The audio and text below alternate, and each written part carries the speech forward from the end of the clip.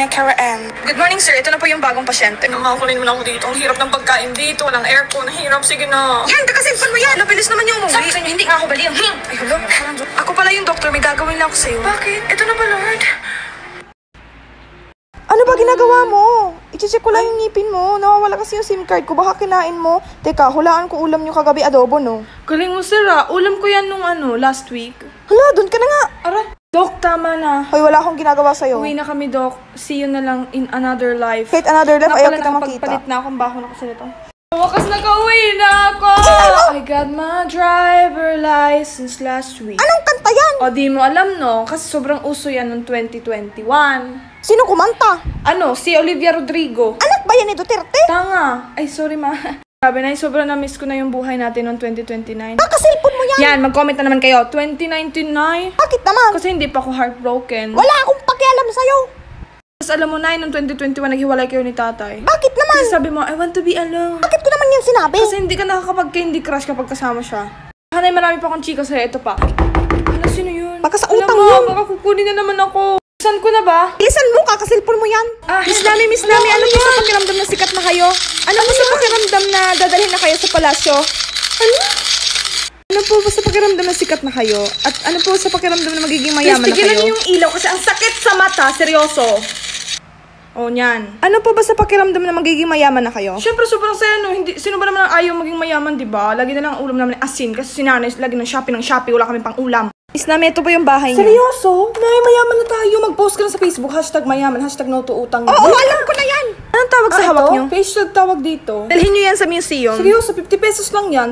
Ba't niyo pala ako dito dinala? Dito na ba ako titira forever? Yes po, para sa safety niyo yan kasi sobrang sikat na kayo. Oh my God. Hindi niyo malam na sikat na kayo? Hindi ko alam. Dito, ito po magiging kwarto niyo. Hala, hindi na amoy laway yung unan ko. Ito po yung pagkain niyo. Oh my God, ma, everyday catering. Dalhin mo na yung kapitbahay natin. Oo, alam ko na yan. Sa isang kondisyon, papakasalan mo po si Mr. President Cruz. Ha? Nami, ito na po yung lunch niyo.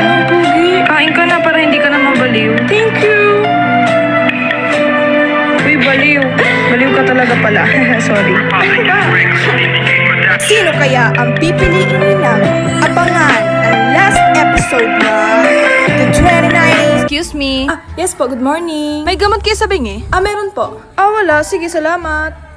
Ano po sa inyo, ma'am? Hindi kasi ako makahinga ng mabuti. May gamot kayo dyan para dito. May inhaler po kami dito. Tanga, hindi na nga ako makahinga. Ipapa-inhale mo pa ako? Excuse me. Yes po. May kung kayo? Ano po, sir? Yung ginagamit pang mag-asawa. Ikaw, sir, naiiyak ka po. Meron po kami strawberry tsaka chocolate, pero mas mura po yung strawberry. Ito po. Bakit ganyan? Hindi yan. Bakit ano po yung ano nyo? Lotion po, ginagamit namin mag-asawa. Ikaw, mo kasi nililinaw. May vitamin C kayo? Ito po.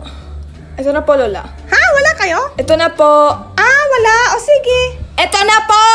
Ha? May sinasabi ka? Ito na po! May gamot kayo sa headache? Meron po. Teka lang. Ito po. Ay, hala sa sipon yan, te. Yan na. Sabi ko sa headache. Yan na kasi. Bakit ikaw nasusunod? Ito na. Bakit ba ikaw iinom? Ano ba? Hindi nga ako nasisiraan ng ulo? Kasama ko yung boyfriend ko. Kasama ko si Gio. Mia, wala kang boyfriend. Maniwala ka naman sa amin, no? Mia, lahat ng lakad na ginagawa mo, lahat yun, imahinasyon mo lang. Madalas noon, kausap mo lang yung sarili mo. Eto, tingnan mo yung mga sketches mo, ha? Ang babae, nire-respeto. Pag sinabi mo papakasalan mo, dapat sure ka. At lalong hindi dapat pinapaibig o pinapaasa, lalo na kung hindi lang din naman dun sa dulo yung punta. Bagay, ang kinakatakutan ng mga Pilipino na nagsisimula sa letter M. Multo! Ba't tinutukoy? Multo or mumo? Multo. M yun. Galing. Galing. Pinakakinakatakutan ng mga Pilipino, nagsisimula sa letter M. Multo. Oo. Hindi yan ang pinakakinakatakutan ng Pilipino, nagsimula sa letter M. Ano? Ano? Maniningil. Yung bahay nyo, kahit alam mong may multo, uuwi ka pa din. Pero pag yung bahay mo, nabalitaan mong may maniningil, hindi ka uuwi. Pag nakakita ka ng multo, magdadasal ka lang. Yung maniningil, kahit anong dasal, di aalis yun. Tips para hindi ka mahuli ng jowa mong nag-EML ka. Una, siguraduhin mo munang may jowa ka.